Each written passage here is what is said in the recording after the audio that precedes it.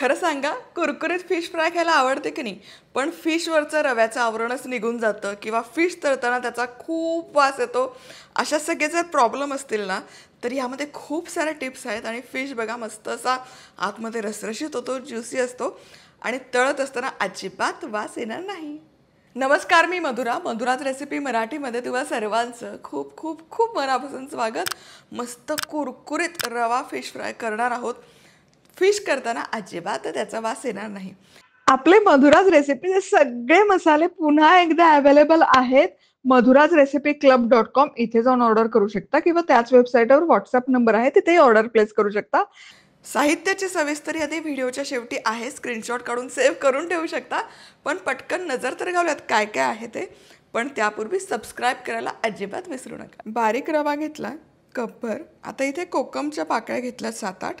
पाण्यामध्ये अर्धा तास भिजत घातलात. आता हे कोकमचं पाणी आहे, आगळ आहे, हे वापरणार आहोत.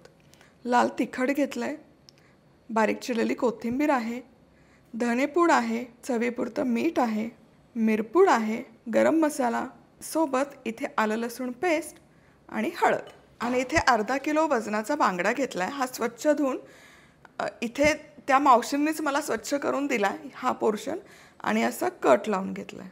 छान स्लिट करून मिळतो, स्वच्छ करून मिळतो आणि इवन ऑनलाईन जरी ऑर्डर केला तरी असा खटाखट फिश तुम्हाला घरपोच घर बसल्या मिळतो.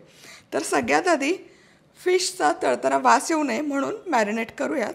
तर यावर घालूयात हे चमचाभर कोकमचं आगळ, हळद, आलं लसूण पेस्ट, मीठ.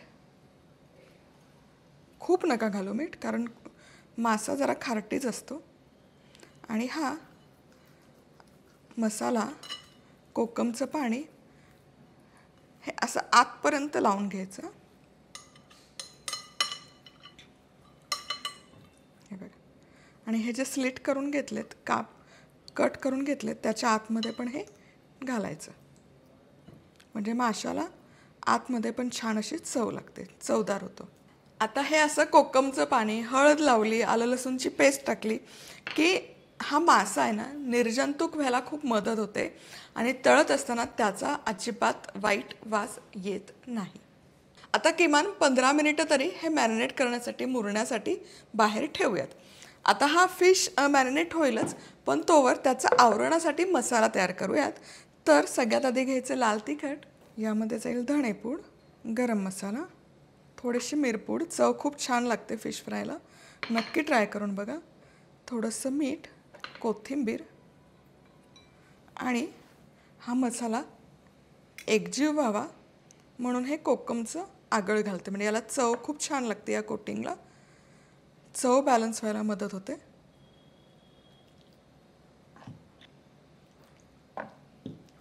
वा, बघा आता हे मसाला पेस्ट तयार आहे. चला, आता मसाला तयार आहे.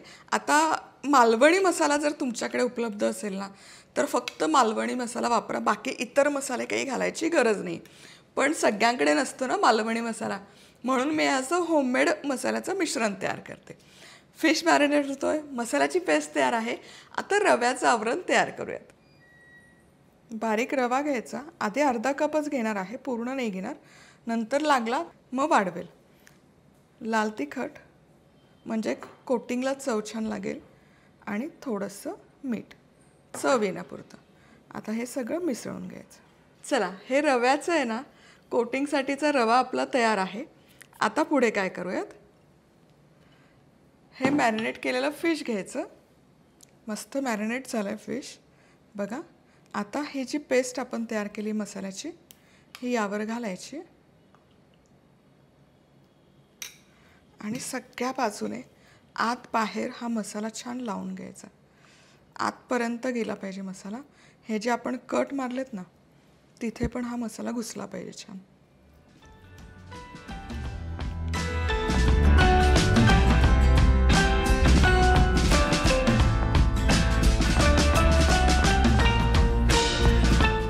फिश बघा छान असा सगळ्या बाजूने मसाल्याने कोट करून घेतला. आतपर्यंत मसाला छान गेला. आता हा मासा या रव्यामध्ये छान कोट करून घेऊयात. यावर छान असा रवा लावून घ्यायचा, थापायचा असा, म्हणजे रवा आहे ना तळताना सुटत नाही. वरवर नका लावू, छान असा थापून घ्या फिशवर.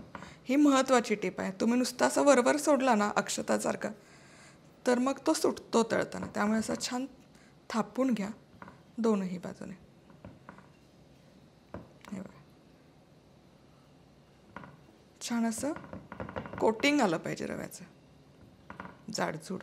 हे बघा, रव्याने छान कोट झाला फिश. आणि हा आता बाजूला ठेवूयात. आणि आता याच प्रकारे सगळे फिश कोट करून घेते.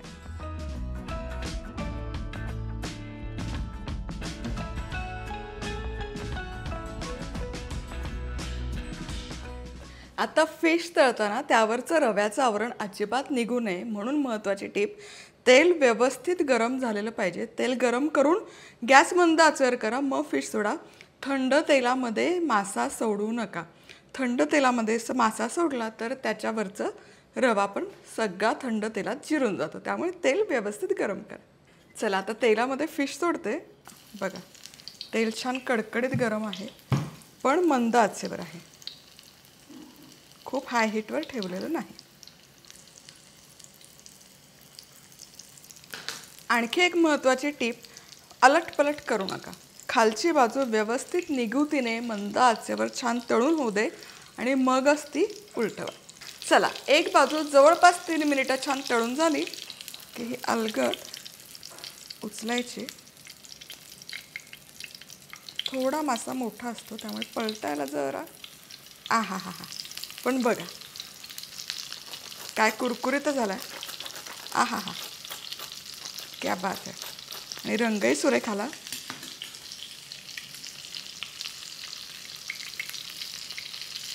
क्या बात. आणि रव्याचं आवरण बघा कुठेच तुटलं नाही आहे. छान असं दणकून याला बसलंय. रवा एकीकडे मासा दुसरीकडे असं काहीही झालेलं नाही आहे. सगळ्या बाजूने मासा मस्त तळून झाला. आता हा अलगद उचलायचा आणि असं जाळीवर काढूया.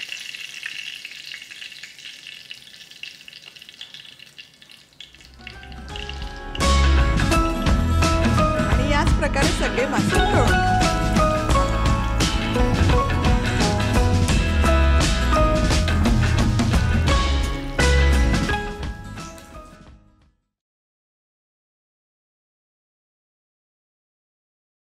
खायचा कसा?